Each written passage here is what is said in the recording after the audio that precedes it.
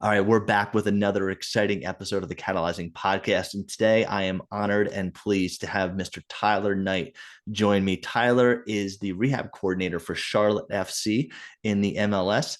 And he's been an athletic trainer for going on 11 years now. And Tyler, really excited to have you on the show. And thank you for joining us today to talk about servant healthcare. And, before we get into that, I got a question for you because I know you Yeah. are a servant healthcare provider. I've seen all the great stuff you put on your social media, and we've talked before. Give Right. us a quick story about a time where you helped someone and made a difference, and how did that make you feel in the end when that came through? I'm sure in a lot of ways our careers hopefully are peppered with these little memories, right? Mm-hmm. Because at the end of the day, we're always hoping that in some form or fashion we're positively impacting the lives of either the people that we work with or by some ripple effect, family, etc.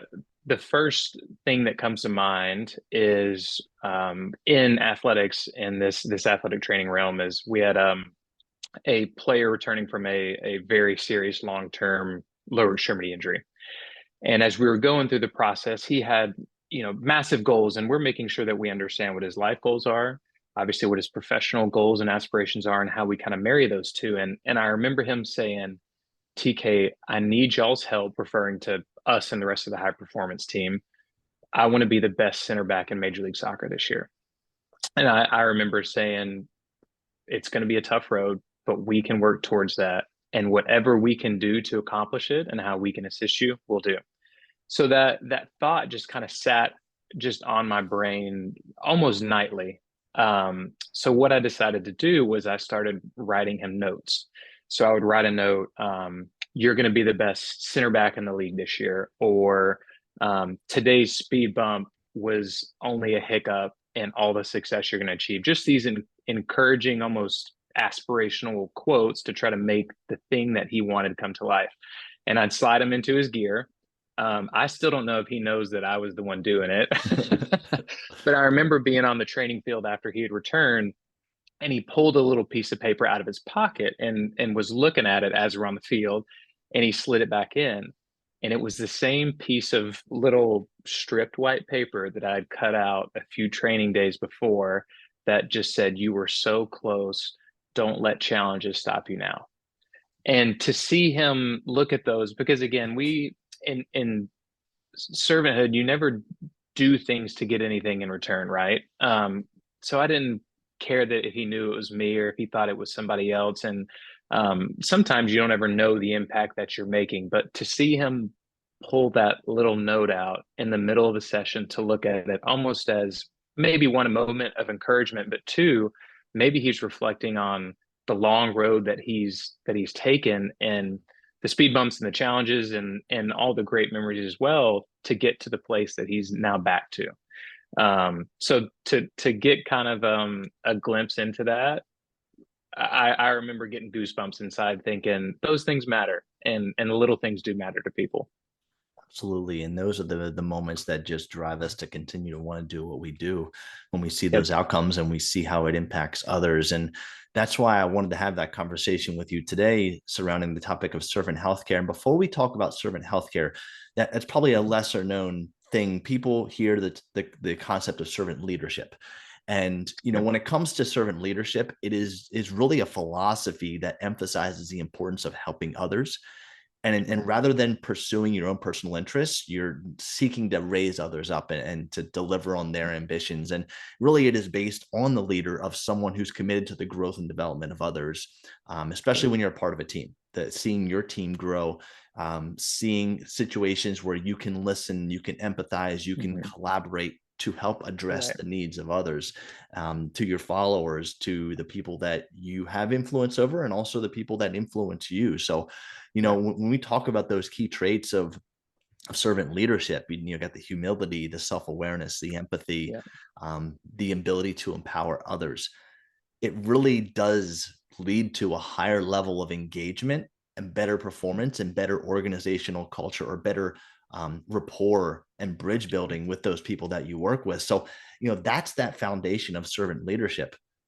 How do we translate that? What is servant healthcare? And Tyler, I want to ask you, TK, what do you feel are the core components, the core principles of servant healthcare? We'll kind of, chat about that a little bit. And really, what are some of those parallels in the servant leadership realm?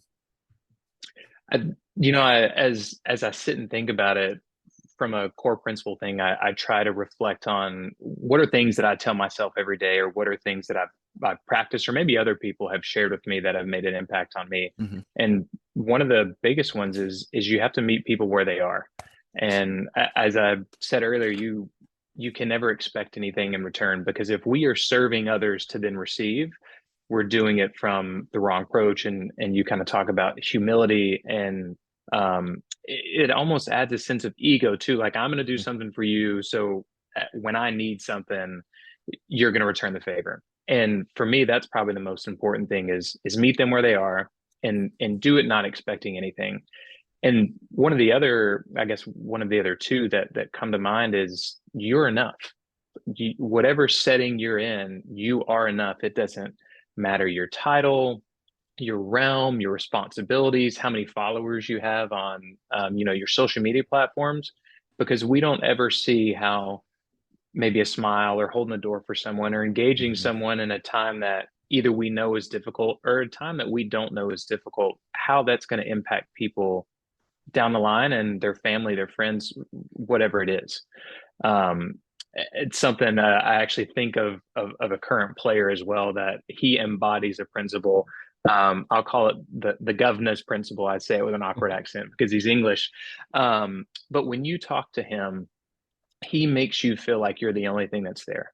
It's you are his world in that moment. And I think that is what servant healthcare is when we're interacting with one another, our interaction is in that moment, and as well as other moments as I'm thinking about you, but you are the most important thing to me.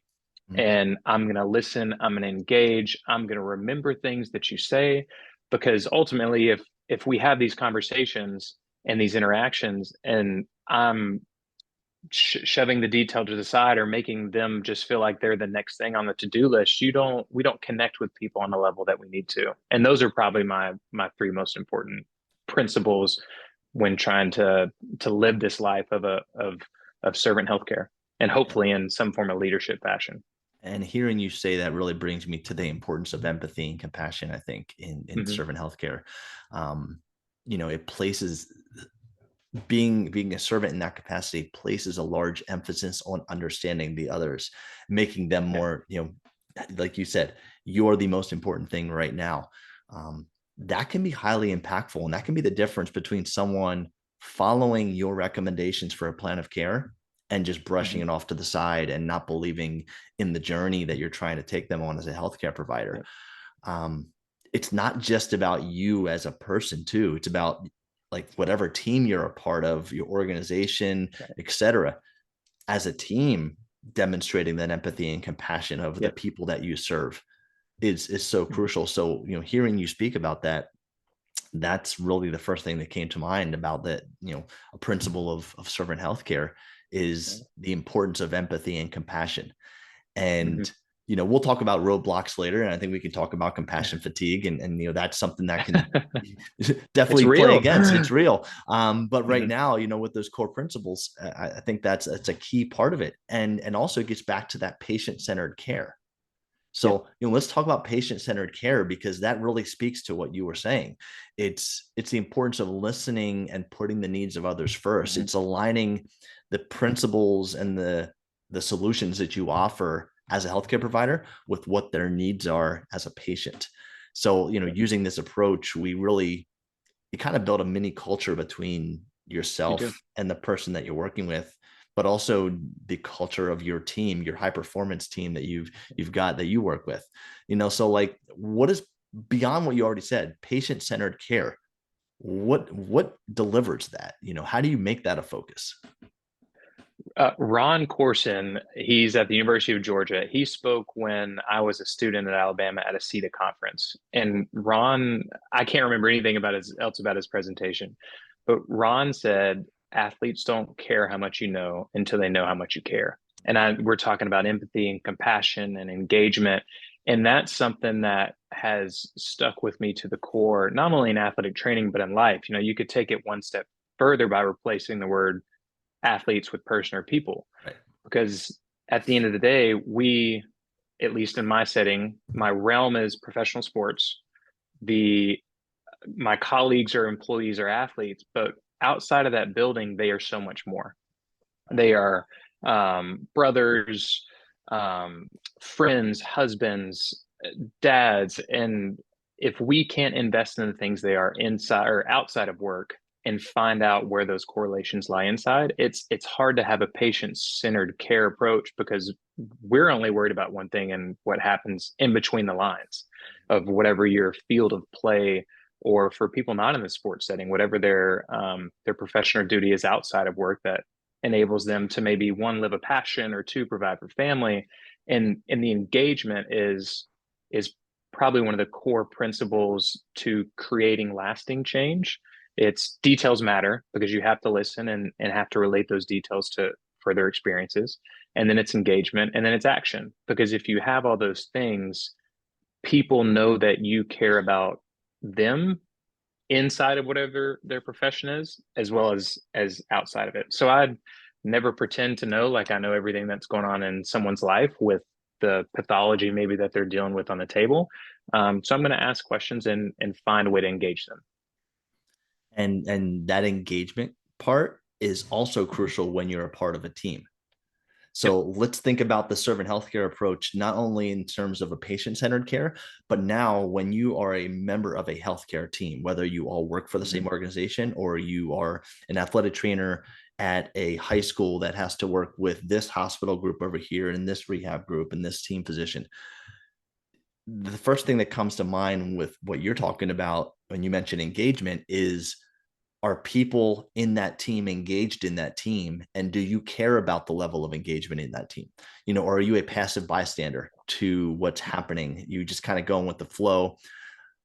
I think as a part of servant healthcare, you want to be a part of something where you care about the level of quality that the others are providing and how you're Yep. working together collaboratively as a cross-functional team. So when you think about that level of engagement, ultimately you'll want, as a servant leader, as a servant healthcare provider, Mm-hmm.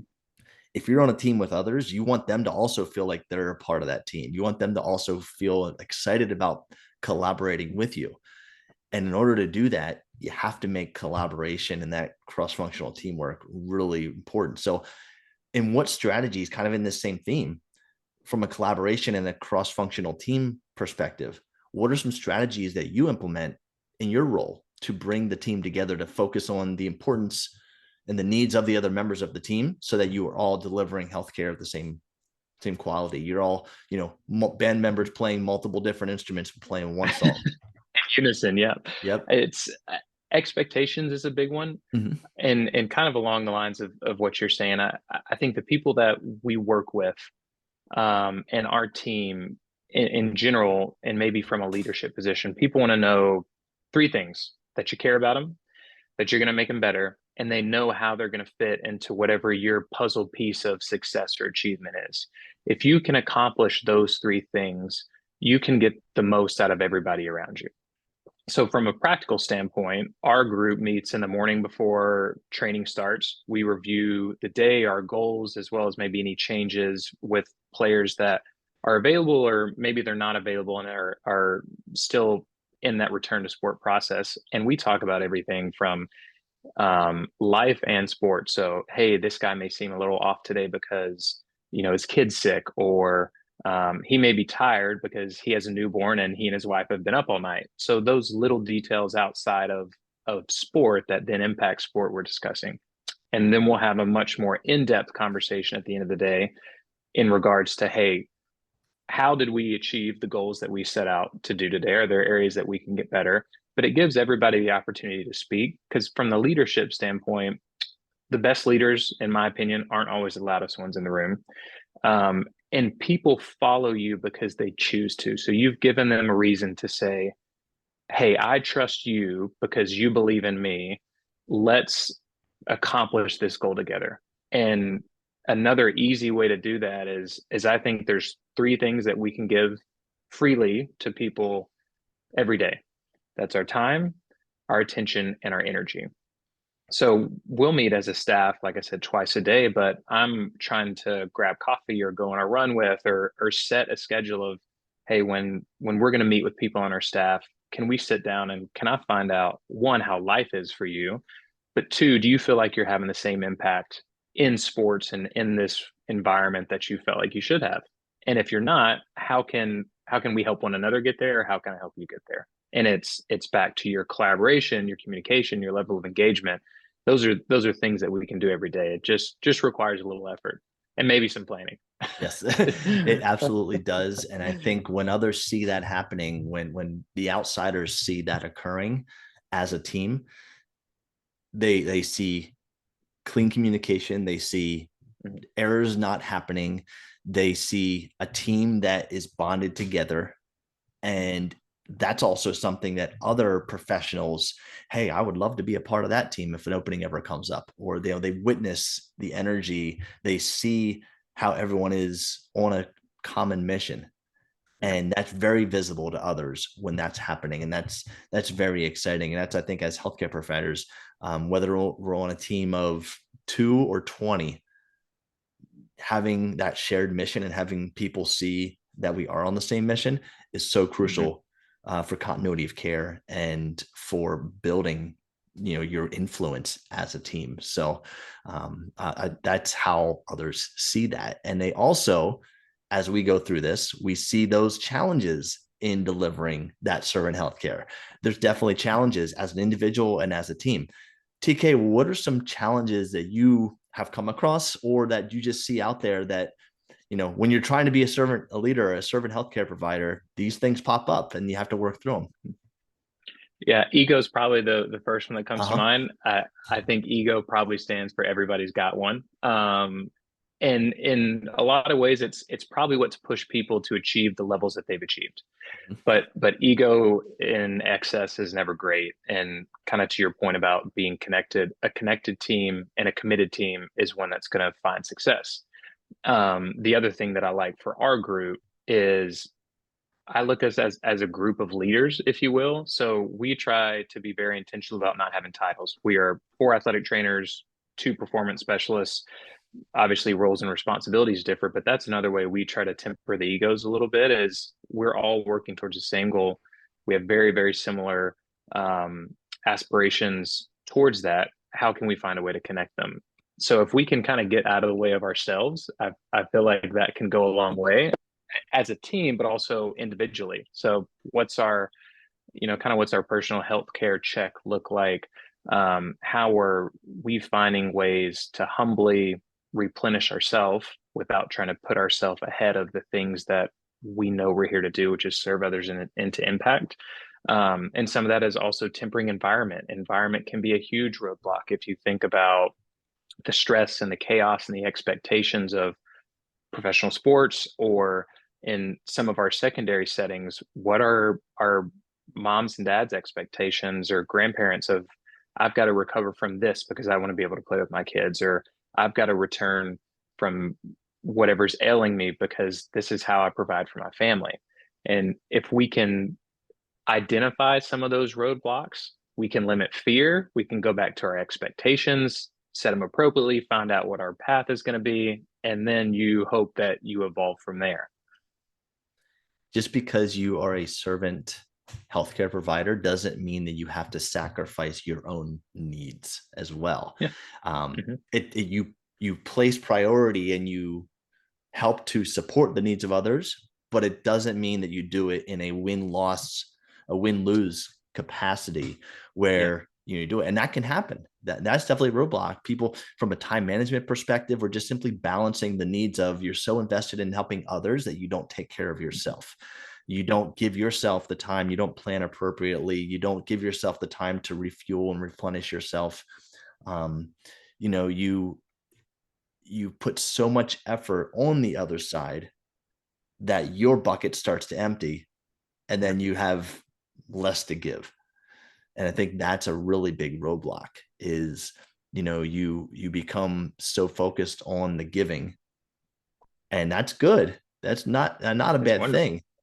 Hmm. but you also have to be able to fuel your own fire Yep. to Yep. continue to stoke it in others, and so I think that's the biggest thing. And then when it comes to the time management of trying to do all that and balancing what you need to do over there versus here. um you mentioned the ego thing. It's about sometimes swallowing your pride to realize that I need to be better at this to be able to help them more at this.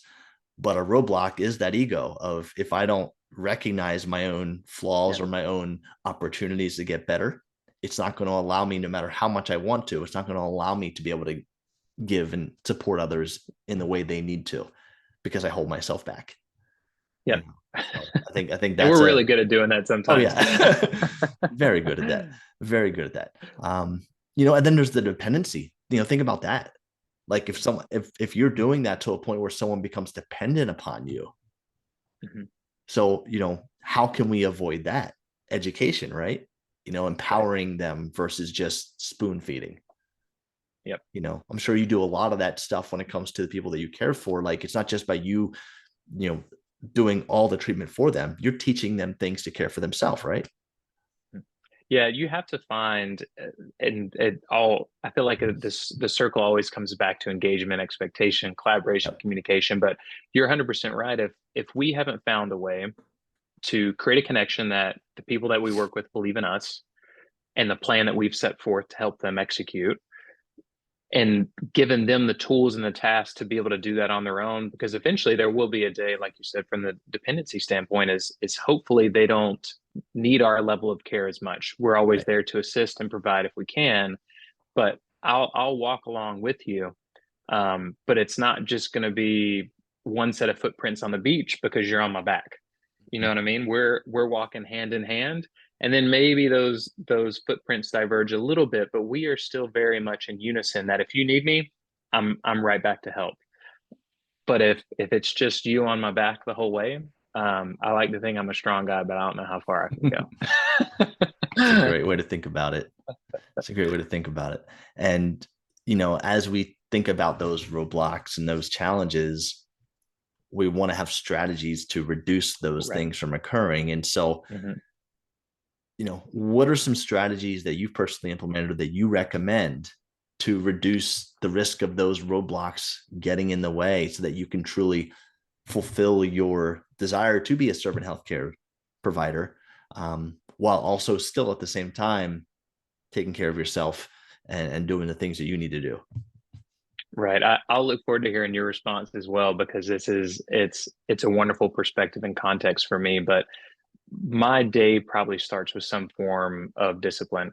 And I look at it from the standpoint of, if I'm planned, or maybe planned isn't the right word, if I'm as organized as I can be, I know, one, when I can get things done, and two, the things that I can table or just put on a list. I always use Siri to set reminders for for a number of things. But if I know I've allotted my time effectively, then I can dedicate everything else I have to people. And back to that, the governance mentality is, if you're standing in front of me, you are what I'm focused on, because everything in life, everything else in life is taken care of. I know where it fits into my day, because at the end of the day, there's only 24 hours. We're not getting more. And I'm convinced if we got more, we'd either find out how to waste it, or we just pack more stuff into it. So discipline is extremely important to me in finding ways to approach solutions and problems. That way, you know how you can really focus in on people and be a servant. Joy is the approach that I personally use. I heard that a few years ago, but it stands for Jesus, others, and yourself. So every morning I've got some type of quiet time. Maybe I'm reading my Bible or praying.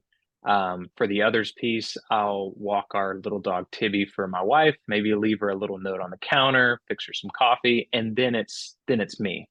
Then I have some time to dive into work or fitness or whatever it is. And this kind of goes back to the planning and discipline side, but it's time maximization as well, because you only have so much in a day. So how can we find a way to be intentional and maximize what we have, instead of always feeling like we need more?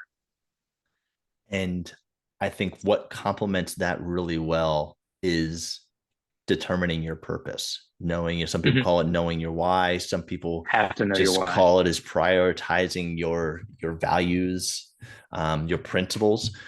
If you have that clear, that allows you to make prioritization of Hmm. your tasks, the things you need to do, because are these in alignment with my principles? Are these alignment with my goals, with what drives me, Yeah. my passion, my purpose? And so if you know what that is versus kind of just going with the flow, you can be more effective with your time management. You can be Yeah. more purposeful and say, all right, I'm going to prioritize these two things because these are in alignment with my mission and my purpose. Yeah. These are going to help me more importantly than these other two things, which are just going to take up time. And they're not going to Yeah. refill me. They're not going to help toward my mission of servant leadership, servant healthcare. Um, you have to know your purpose, and you have to, that's an ongoing, that's not a one-time thing. That is like an ongoing process of growth and development that we are always have to be thinking about, because our purpose may change as our life changes, as different people come into our life, as opportunities present itself. So I think that's a real big part of this. And I think another part of it too, it comes back to that level of self-awareness, um, Hmm. doing self-checks, but then also Yeah. awareness of your team, checking in with your team, Yeah. asking for feedback, asking for, is there anything more I can be doing to help you? How are we working together? Asking your patients, we've been working together for a month now. I just want some honest feedback. What's that experience been like? Is there anything, what's been really helpful? What's maybe something that's kind of been a waste of time? Well, what's something that you want me to keep going doing? So those are really good strategies, I think, for keeping that going in the right direction, to reduce the impact of those roadblocks, and ultimately allow you to still deliver from a servant perspective, deliver the outcomes that you're desiring, whether it be direct patient care or if you're a leader of an organization, what Yeah. you hope for your team collectively to be accomplishing together. I think that's crucial. And reducing frustrations is a big one too. I was once shown this illustration, and it's two overlapping circles. The left circle is what matters, and the Mm-hmm. right circle is what I can change. And the middle is what we should focus on. It's the things that matter and the things that we have impact on. Everything else, they end up being almost time or energy suckers, because maybe it matters, but I can't change it. Or maybe I really want to change it, but it doesn't really matter. And I think finding that middle where you can marry it is about the happiest medium you can get.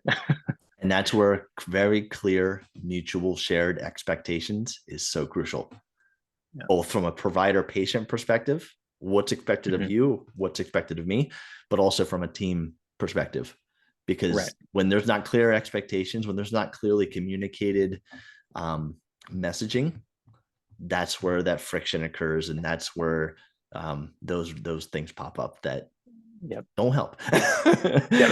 Absolutely don't We've all help. gone rogue.